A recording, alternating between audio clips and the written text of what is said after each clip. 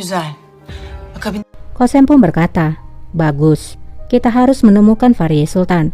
Kalau tidak, rahasia yang kita miliki tidak akan berguna. Janet pun berkata, setelah raja mengetahuinya dan memberikan perintah, maka mereka akan menemukannya dimanapun ia bersembunyi. hadi sen git. Kosem pun berkata, kamu pergilah sebelum seseorang melihat kita bersama. Beritahukan padaku jika sesuatu terjadi. Şey olursa haber edersin.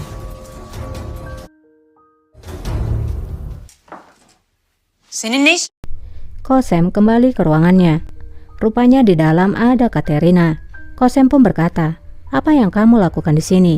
Beraninya kamu masuk ke ruanganku. Katerina pun menjawab, kamu salah Kosem. Ini bukanlah ruanganmu. Ini adalah ruangan favorit. Apakah kamu lupa? Aku adalah favorit dari raja juga. Ben de hünkârın gözdesiyim. Git kendine bak. Namun Kosem merasa marah. Ia pun mengumpulkan kembali barang dari Katerina, kemudian berkata, pergi dan cari ruangan yang lain. Başka yer bul. Hiçbir yere git. Katerina pun menjawab, aku tidak akan pergi kemanapun Kosem. Hachia mengatakan aku tinggal di sini. Suka atau tidak, aku di sini sekarang. Artık buradayım. Kosem pun keluar untuk menemui Hachia. Singkatnya, Kosem kini bertemu dengan Hachia. Katerina Hatun'un Kosem pun berkata, Katerina mengatakan kalau kamu memberitahunya untuk tinggal di ruanganku. Apakah itu benar? Hachi pun menjawab, mengapa kamu marah padaku? Aku hanyalah seorang pelayan. Kosem pun bertanya, lalu siapa yang memberikanmu perintah? Apakah raja? Emri ben verdim köse. Zulfikar yang sedari tadi memperhatikan dan mendengar perbincangan Kosem dan Hachi, lalu menjawab, akulah yang memberikan perintah Kosem Hatun. Nasıl oda başım? Kosem pun mendekati Zulfikar. Zulfikar berkata, ini adalah peraturan di harem. Jika seorang selir telah menjadi favorit, maka diharuskan pindah ke ruangan favorit. Kosem pun berkata, di sana ada begitu banyak ruangan favorit. Mengapa kamu mengirimkannya ke ruangan milikku? Zulfikar pun menjawab, tidak ada alasan khusus. Itu hanya kebetulan. Kosem pun berkata, baiklah, kalau begitu kamu harus menjelaskannya kepada raja. Bilirsiniz artık. Hatun. Kosem pun akan masuk ke dalam ruangan raja. Namun Zulfikar menahannya. Kosem pun berkata, di sana ada banyak orang yang berdiri di hadapanku. Apakah kamu akan menjadi salah satu dari mereka? Onlardan biri olacaksınız. Zulfikar pun menjawab, aku hanya melayani raja. Apapun yang ditulis dalam peraturan, maka harus dijalankan. Semua orang harus patuh dengan peraturan.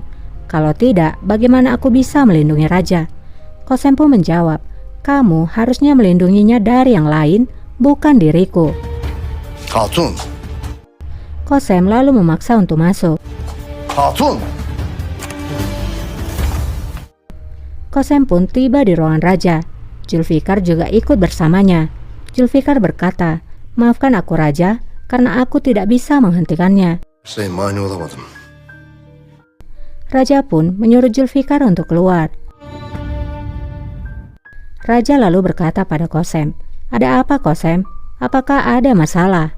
Kosem pun berkata, ini mengenai Katerina Hatun. Dia tinggal di ruanganku atas perintah dari walimu. Di mana aku bahkan tidak ingin tinggal di istana yang sama dengan dirinya. Onunla değil aynı odada, aynı sarayda kalmak dahi istemiyorum. Raja pun berkata, bersiap-siaplah, aku akan bertemu dengan Fariye Sultan dan kamu akan ikut bersamaku. Kosem pun berkata, lalu Katerina? Raja pun menjawab, aku akan mengurus dirinya Kosem. Kamu bisa kembali ke ruanganmu sekarang. Kosem pun merasa lega. Raja kemudian mencium Kosem dan berkata lagi, aku memiliki sesuatu yang harus aku kerjakan. Benim işlerim. Kosem pun lalu keluar dari sana. Raja pun memanggil Zulfikar. Zulfikar pun masuk ke ruangan raja. Raja berkata, apakah kamu sudah menginfokan pada ibuku? Dia bisa datang dan melihat cucunya. Zulfikar pun menjawab, kami telah mengirimkan pesan rajaku. Dia akan segera tiba. Raja lalu berkata, aku akan pergi ke sidang dewan. Kuyucu Murapasah telah menungguku. Kuyucu Murat Paşa beni bekler. Di lain tempat, Halime masuk ke ruangan Mafiruse, di mana Mafiruse terlihat sedang tidur. Tampaknya Halime akan melakukan sesuatu pada bayi Mafiruse.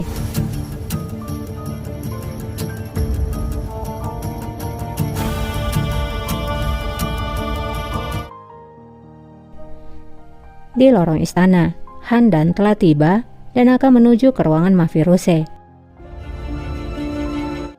Handan kemudian melihat selir dari Halime. Ia nampak panik dan segera masuk ke dalam. Halime. Handan langsung memanggil Halime yang ia lihat berada di dalam, hingga membuat Mafiruse pun terbangun dari tidurnya. Handan berkata, "Halime, apa yang kamu lakukan di sini?" Halime dengan tenang menjawab, "Jangan khawatir, aku datang kemari hanya untuk melihat pangeran." Sadece şehzadeyi görmeye geldim. Sultanım. Nazarlığı takmak için. Halime pun menunjukkan yang ia bawa. "Aku datang untuk meletakkan jimat ini." Halime pun memasangnya di kain. Lalu setelah itu, Halime berkata pada Handan, "Jangan khawatir, aku bisa melihat apa yang ada dalam pikiranmu." Handan pun menjawab, "Ini semua karena dirimu Halime, karena apa yang kamu lakukan di masa lalu." Halime pun menjawab, "Jangan samakan aku dengan dirimu. Aku tidak akan pernah mencoba membunuh seorang pangeran. Aku tidak akan melakukannya. Itu adalah dirimu yang melakukannya sehingga kamu diasingkan karena hal itu." Bu yüzden sürgün edildiniz. Setelah mengatakannya, Halime pun lalu keluar. Sultanım. Handan lalu mendekati cucunya, kemudian menggendongnya.